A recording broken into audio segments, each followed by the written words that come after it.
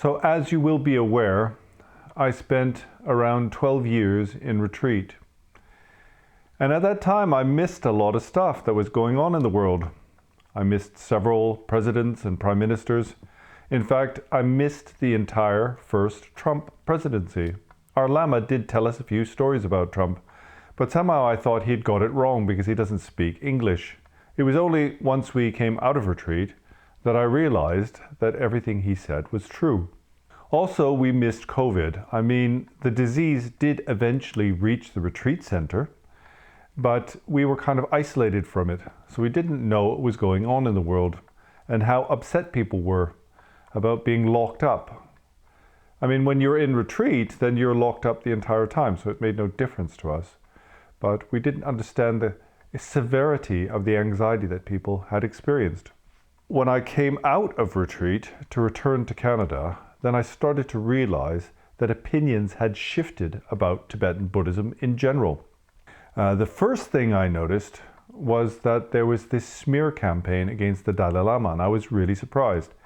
Because when I went into retreat, it seemed that everybody saw the Dalai Lama in a very positive light. While I was in retreat for 12 years, there were many stories of systemic abuse in Tibetan Buddhism in the West. And so this bad opinion about Tibetan Buddhism in general grew over time. One story after another of a Tibetan teacher abusing their students had caused public opinion to turn. Shortly after I returned to Canada, I took my two parents on a short holiday.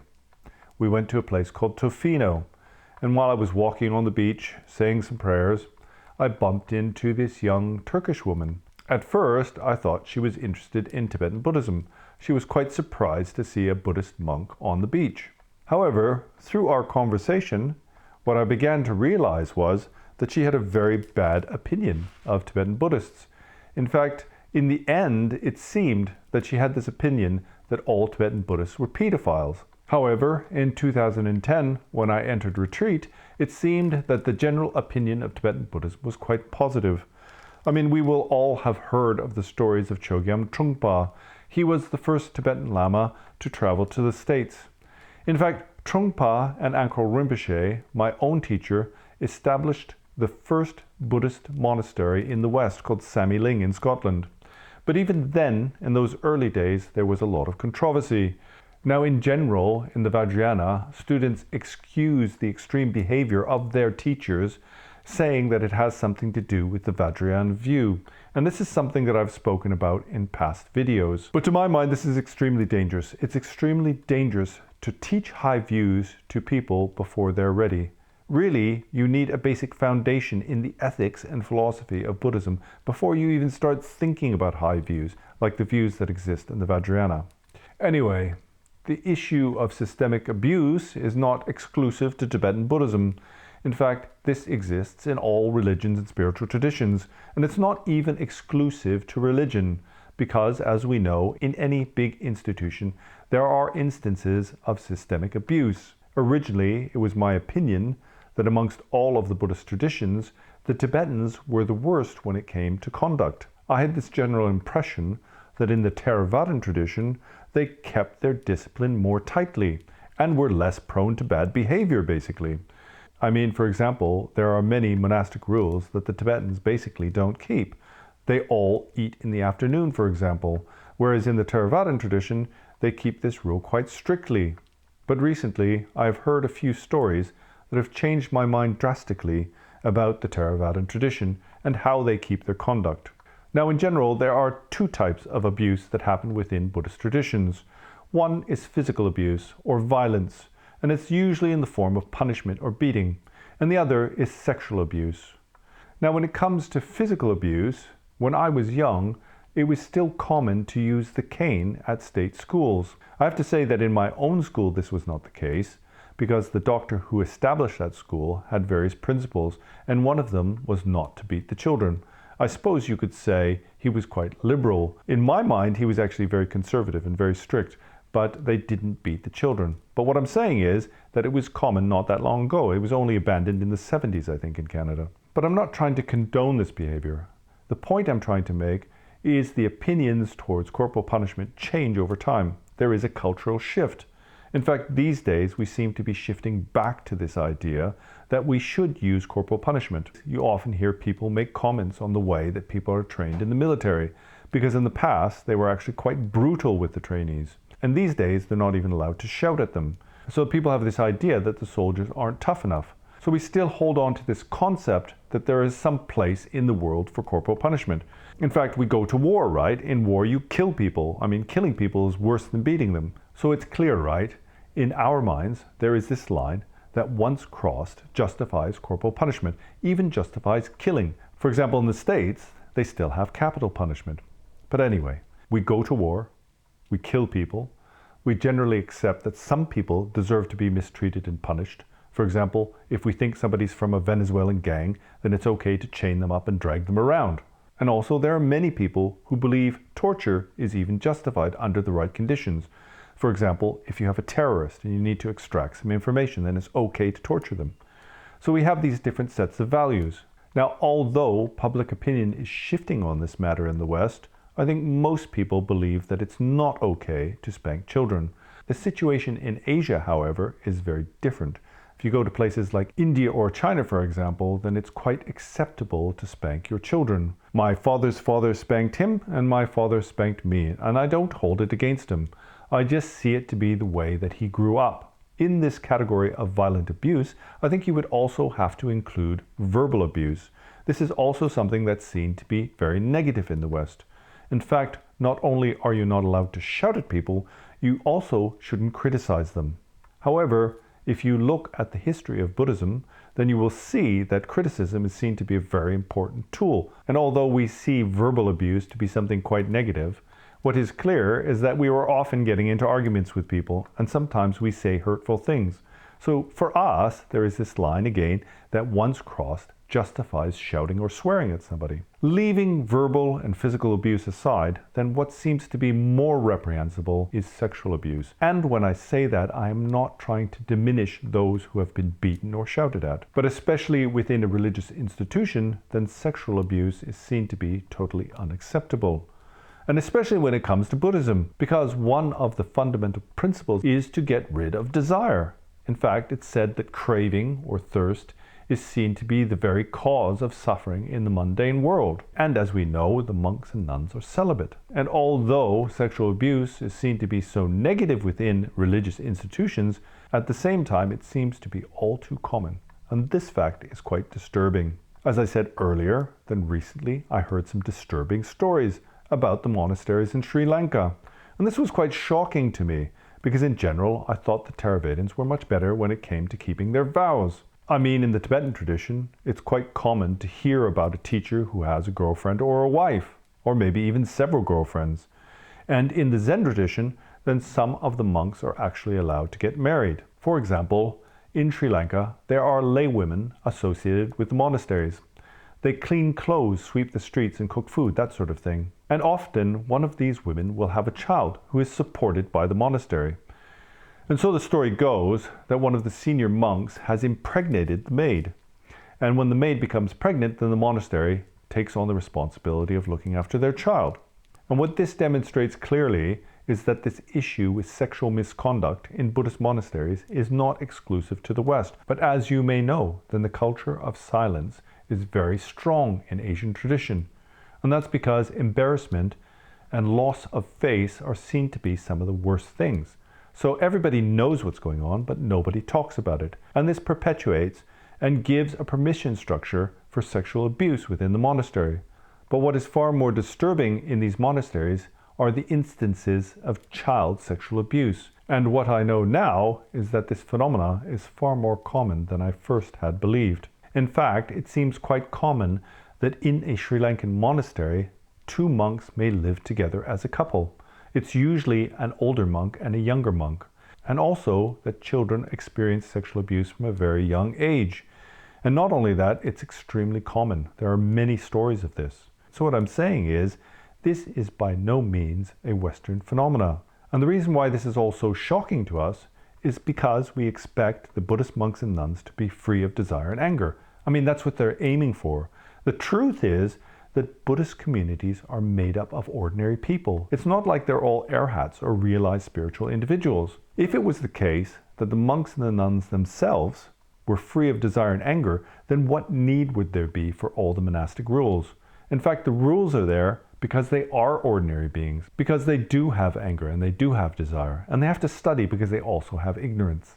And this tendency to see our religious teachers to somehow be superhuman is very problematic in the West. I mean, in general, in the West, we are quite scientific about things. And also, we see superstition to be something quite negative. I mean, in general, in the West, we look down on people for holding outdated beliefs. But somehow, when it comes to the spiritual path, all of this goes out the window. And as soon as a teacher comes to the West, then immediately we think there's some kind of Buddha or something. And actually, this is a big mistake. So I'm quite aware that these days, in most places in the West, there are Buddhist centers, whether they be Zen or Tibetan or Theravadan. And we've got this kind of habit where we see the person who runs the local Dharma center as being something special, as if in order to run a Dharma center, they have to be in some way enlightened or awakened. Now, I've often thought about this point, and I think one of the reasons why I have some advantage when it comes to teaching Buddhism in the West is because I've seen the Buddhist tradition from both sides. At one point, I was a new Buddhist who didn't speak the language. I didn't speak Tibetan. And I came to the Dharma Center for the first time, and I had all these kind of preconceptions and assumptions about Buddha Dharma. And then through my practices over 12 years, I came to understand what it's like on the other side of the fence. For example, what it's like for the Tibetan monks themselves. In fact, in the monastery in Nepal, the monks see me to be one of them. They don't really see me to be a Westerner. They treat me like they treat the other monks. That means I get to see things from both sides of the equation. So in terms of that, then in the West, we all have Dharma centers, right? We've got these Dharma centers, whether they be Zen or Theravadan or Tibetan, and they spring up in every town and state in our country. So we all have access to Buddhism. And we have this tendency, when we go to one of these Dharma centers, to see the Lama or the Guru, the person who runs the Dharma center, as being something special. And there's something I came to understand once I had gotten on the inside of Tibetan Buddhism. And that is that they don't send the best people to Dharma centers in the West. In fact, the tradition is to send the worst people to the Dharma center. Or maybe they're not just the worst person, but there's somebody who just happens to speak English. But they're not usually somebody who is learned or realized in practice. And you might think that's a bit strange. You might think, well, if they're going to open a Dharma center, they're going to send one of their best, right? But it's not like that. Because in the monasteries back in the home country, whether that be in Korea or if that's in Nepal, for example, then if there's somebody learned, they don't want to lose that person. They need that person in the monastery to teach. They need somebody to teach the young monks so that they themselves can become learned. And likewise, if there's somebody who's like a really good meditator, somebody who has realization, there's absolutely no way they're going to send that person to a Dharma center in the West. It's like committing suicide for the monastery. The people who have realization, the people who understand meditation, are so extremely rare. And it's not just that they don't want to waste that person by sending them to some small Dharma center in the middle of nowhere in America. It's because the meditator themselves would never want to go to one of these Dharma centers. Dharma centers are places where they sell incense and prayer flags, that sort of thing. And the Westerners will come like twice a week to do a puja or something. It's not the sort of place that a meditator is going to want to go to. A meditator wants to be in a cave in the Himalayan mountains. He wants to be meditating. And the monastery wants that meditator to be in the retreat center because they want the person who knows meditation to teach it to others. The problem is that realization and learning are diminishing generation over generation. So the tradition is to send somebody who isn't very good to the monastery in the West or the Dharma center in the West. For example, I've heard people in the West talk about their teachers. There was this one person, he's quite a famous teacher, I won't mention his name, but he was sort of raving on about his teacher who was at the local Dharma center where he got transmission. And it's a kind of validation of how he became awakened because he had this amazing teacher. And when I read the story of this Japanese Zen monk who came to the Californian Dharma Center, then it was quite clear to me what type of person this was. Basically, he was a kid from the monastery in Japan who happened to speak English, right? He wasn't a senior monk or anybody who had realization. He was probably a worker monk in the monastery, but he had good English, right? And they needed to send somebody to California because there's Japanese people living in California, and they need somebody to do death rites and to do like marriages and that sort of thing. So they send them to the Dharma Center. And then we go to the Dharma Center and we think, oh, enlightened master, please give me a koan, or something like that, right? We want them to transmit to us the profound inner meaning of the Dharma. But this guy's just some kid, right? And then he's come from a village in Japan. He gets to California and it's like, wow, this place is cool. There's movies, there's drugs, there's alcohol, there's all these beautiful Western women. And so what happened? This kid became an alcoholic and a womanizer. And then what we do is we explain it away. Oh, he's an enlightened master. You know, he's not like us. If he behaves in this way, it's a sign of his realization. Basically what I'm saying is this is all bullshit. This is not the way you need to think. What we do is we put them up on this pedestal, right? We set our expectations so high, you know, we see them to be like a Buddha. And then somewhere down the line where they misbehave or they get into trouble, then suddenly we think, oh, this Zen Buddhism is so terrible. Look how they act, right? But really it's our mistake. And it's even worse in the Tibetan tradition. Because in the Tibetan tradition, we have what we call the tulku system, right? You'll be aware of this. Tulkus are like reincarnated lamas. And it's a way of passing on the lineage, right? So what happens is an enlightened master will die and then they'll find their reincarnation. And especially like in my tradition, the Kagyu tradition, what we do is we take this little kid, we say, oh, they're the reincarnation of this Lama. They may or may not be, it's not certain. And then we put them up on a throne. And then the most important thing is that we have to have like worship this individual, like there's some sort of God. And this is totally against everything that it teaches in the Buddha Dharma. And then in the West, it gets even worse, because what we do is by treating this little kid like a king or something, we spoil them. They become very arrogant and spoiled. And then they start using their students because they can basically do whatever they want. It's like, I'm God, you have to listen to what I say, whatever I do is fine. And they're just like a kid. They have no spiritual realization, right? They haven't purified away their negative emotions. So what happens? When they hit puberty, they give rise to desire. And they start seeing all these beautiful women who are looking up at them, you know, with glowing faces. And so we kind of create these monsters. And it's a big mistake. Buddhists are supposed to be skeptical. We're supposed to investigate things, right? The Buddha said, don't believe what I say just out of veneration or respect. You've got to check it out for yourself to see if it's true. And so what we're doing is exactly the opposite. We're falling back on our old habits. It's like our old habits from ancient Europe, right? Where we believed in theistic gods. It's like you had to believe what the priest told you, and if you didn't, you were going to hell. This is not what Buddhism's about. Buddhism is about investigating the nature of reality, coming to understand it. Buddhists are supposed to be skeptical. We're supposed to ask questions. I mean, the Buddha famously said, don't accept what I say just out of veneration. You need to check it out yourself. This is, to my mind anyway, is the entire point of the Buddha Dharma. It's not supposed to be like other religions, like theistic religions, where basically you have to just listen to the word of God. And the problem with that is we don't communicate with God. We don't meet God. So we have this intermediary, whoever it is. You know, it doesn't just have to be a priest. It can be somebody who we see to be more learned than us or more realized than us. And then we feel like we have to just listen to what they say and believe it. And this is very dangerous when it comes to religious institutions. You just have to look at all these gurus who came to the West and got into all kinds of trouble. It was because of this. And we are complicit in this, right? There is a responsibility from both sides. And if we mistakenly put somebody up on a throne who isn't deserving of that position, and then just listen to whatever they say, then it's our own fault if we get used. Like I said before, in general, Westerners aren't superstitious.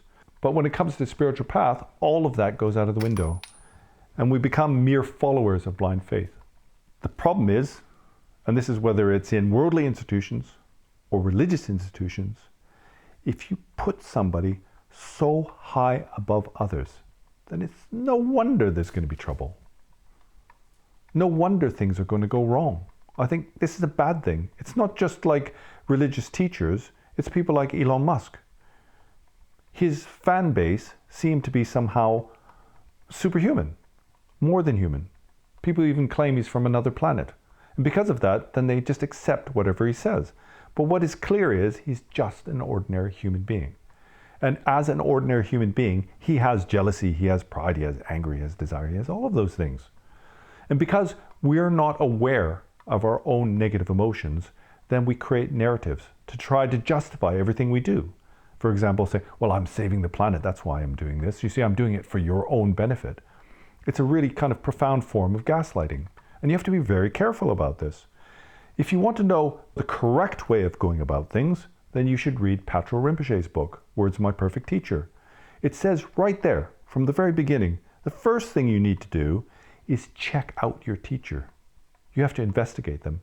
In fact, when I approached my own teacher, Akon Rinpoche, and asked him to be my root guru, he said, okay, this is the way you normally do it in the Buddha Dharma. What you do is you stay near to the teacher for 12 years and you check them out. And then you decide. That's not what we do. We don't spend 12 seconds checking out the teacher. We walk into the temple, we see somebody up on a throne, everybody else is bowing, and we just follow along with them. We just do whatever they say, right? We don't want to be seen to be different. We've got this strong herd mentality, and we just copy what other people are doing. And in the West, this is a huge problem, because the older practitioners, they did that. They came to the temple, they thought, wow, this is pretty cool. And then they follow along with everybody else, right? They give into their herd mentality. And then they've been doing that for 10 years. So they now think they're somehow special. Because they started off on the wrong foot, they never actually gained any realization or learning. They've just been giving into blind faith. But they're seen to be somebody special. They usually wear like funny clothing or something like that. You know, they wear Tibetan jewelry. And everybody thinks, oh, that's Sarah. You know, she's really advanced. And then when students ask questions like, you know, I saw Rinpoche do something and I thought it was a bit weird. I thought he was kind of like abusing that woman. And then the senior student will say, you're not supposed to think like that. This is Tibetan Buddhism. You have to accept whatever the teacher does. That is so stupid. That is so wrong. That's exactly why everything goes wrong in the end. These people become like enablers of abusers. In the Buddha Dharma, it's your responsibility to gain insight and realization. And you don't do that by being stupid. You don't do that by just walking in a room and copying what everybody else is doing. Or assuming just because you're in a Buddhist temple that everybody's somehow better than you are or somehow enlightened. When you walk into the Dharma Center, you should look around and think, these are all ordinary beings. And they're here because they're looking for a better life, a better world, spiritual development. And it's not certain who will have this insight. And I'll tell you what, it's not the people who give into blind faith who are going to develop that. It's the people who are skeptical, who question things. Like Patrul Rinpoche says, not checking out the teacher before relying on them is like drinking poison. And the teacher not checking out the student before accepting them is like jumping off a cliff. This is how dangerous it is. And in my mind, this is why there is so much trouble in the West in religious institutions. And there is a problem. There's a problem from the side of the practitioner. There's a responsibility from the side of the student. The student needs to use their discernment, their analytical power. And don't just accept the first teacher who comes along or the first tradition that comes along. You need to do a bit of research. You need to check them out. Look at people's testimonials. Look on the internet, on Reddit. Look for comments to see if there's any other people within that organization who've had complaints.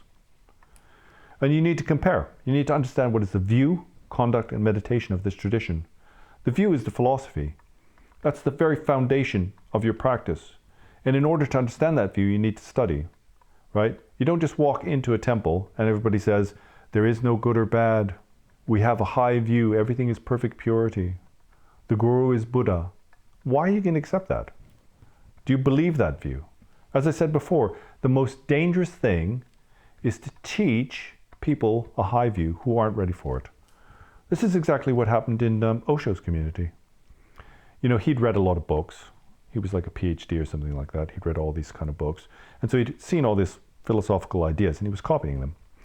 And his big mistake was he taught these high views to everybody, thousands of students, and he taught this high view to all of them.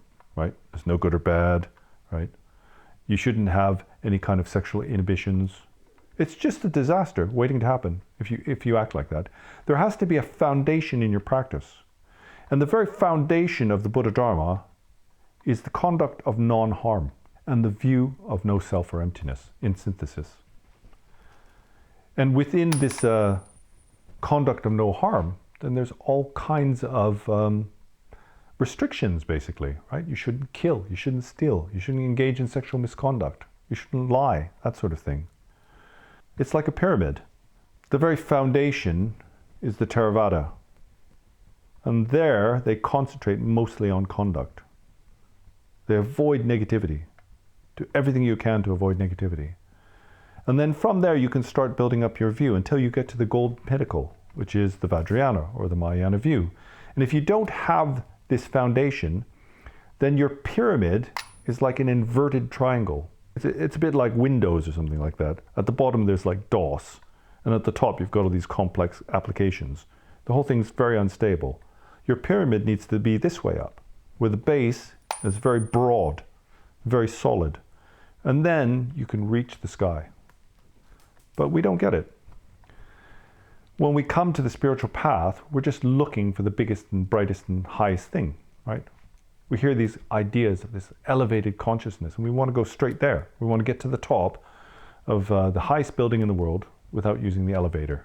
So from the side of the practitioner, there's a responsibility, and that is to check things out, to do your own research, not to act out of blind faith. What we need is informed faith. And then there's also the responsibility of the teacher or the guru. And the guru has to have compassion. They have to be looking out for the benefit of their students. And so when you get these kids who are put on a throne and brought up in a monastery and spoiled, and especially in the West this happens, right? They get spoiled by their students and they think they're some kind of emperor and they can do no wrong. And then they just do stuff to enrich and benefit themselves, you know, to satisfy their worldly desires. And that is the teacher not thinking about their responsibility. Teacher has two responsibilities. One is to have compassion. The other is to have learning. And so that means they need to follow the traditional systems. And in the East, the situation was slightly better. I mean, all of these terrible stories you hear within Tibetan Buddhism in the East, where these young tulkus abuse nuns and abuse children, or mainly come from these areas that are very kind of uneducated. They're like little villages in the middle of nowhere, and they have no education. But for example, in my monastery, then people are brought up in a very kind of systematic way. And one thing they have to do is they have to do a lot of study, right? They're very learned. And they study so they know the Vinaya. They know what they're supposed to do and what they're not supposed to do.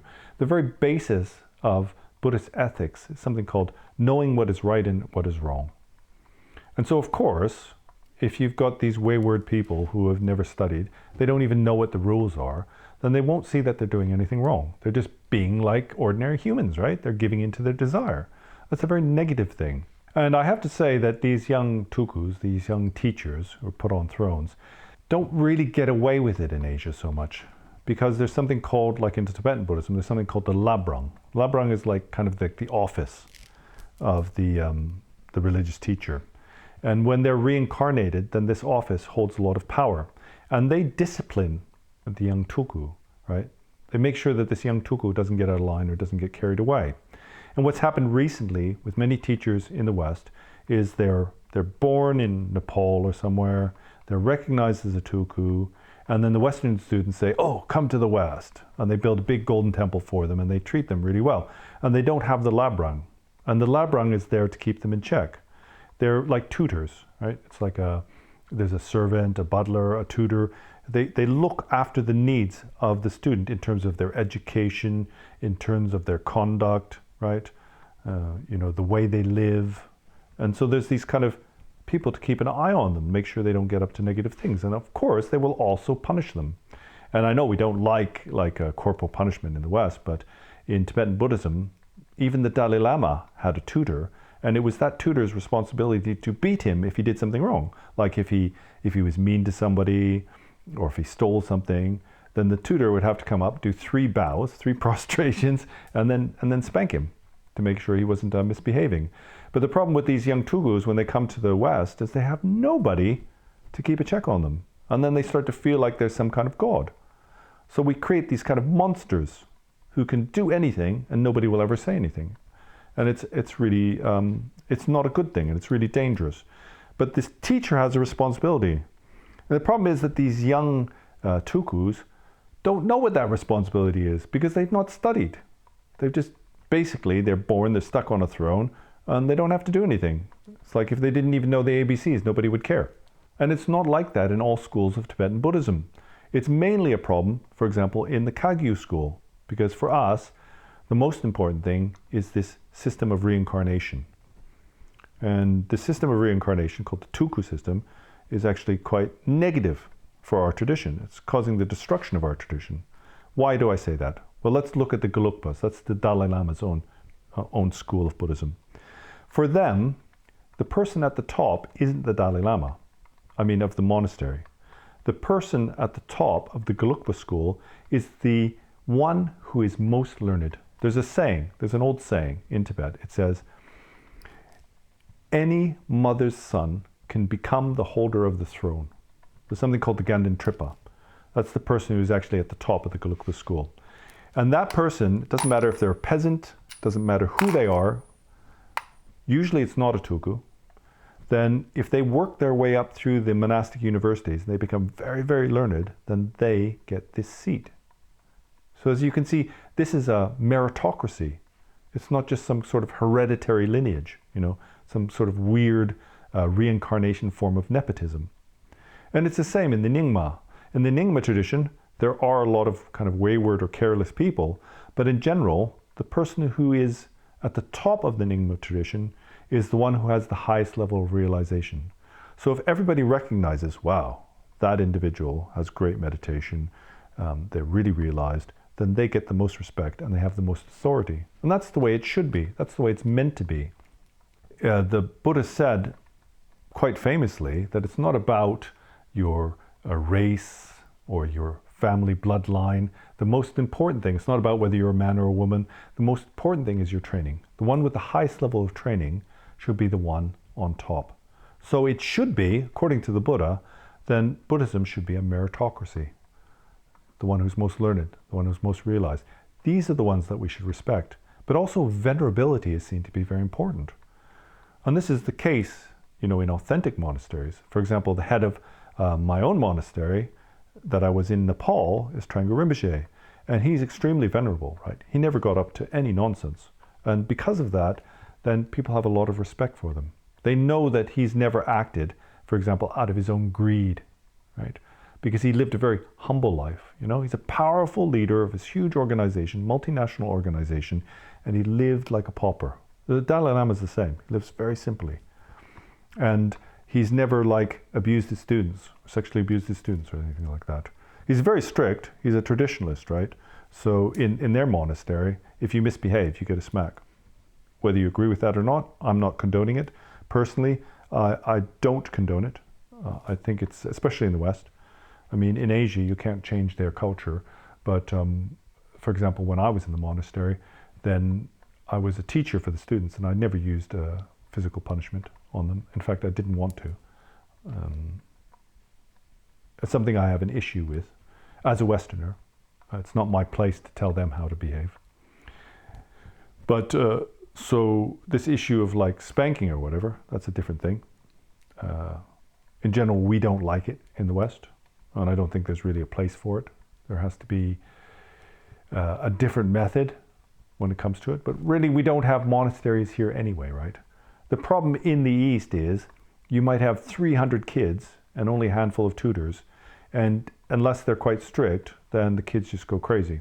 And so, but from what I saw in my own monastery, the teachers were never angry. They never lashed out with hate or anger on the students, and the students are all not badly affected by it, as far as I can see. They all have very good conduct, and they're all very kind of kind and considerate. And the teachers are very kind and considerate, but they have no choice. They have hundreds of kids, and like I say, they just go crazy if they weren't afraid of the teachers. That's a different issue. So if you have somebody like Trengpa Rinpoche, who's very venerable, then people respect that. And because of that, then Trangul Rinpoche's monastery, then they have the best conduct out of the Tibetan monasteries. Other monasteries are much worse. They may not be the most learned, they're quite learned, but, and Trangul Rinpoche is quite learned, but the best thing they have is they have really good conduct. And that's so important. And it's really important in the West. Because in the West, we live in a kind of permissive society. It's where like everything's okay. You know, you can do whatever you want. To my mind, that's really negative. That's had a really negative effect on our society. And we can just see, right? There's just people in the streets everywhere who are addicted to opioids and things like that. And it's not a good thing. Many people are suffering from mental illness. You know, high percentage of people have got chemical addictions and suffer from it. And we're very unhappy in general, easily triggered and very unhappy. So these qualities of kind of stability, vulnerability, they're important. Sadly, we don't see them to be so important in the West anymore. We're very kind of libertarian in our ways. But that's a different topic. I'm not going to get into it here.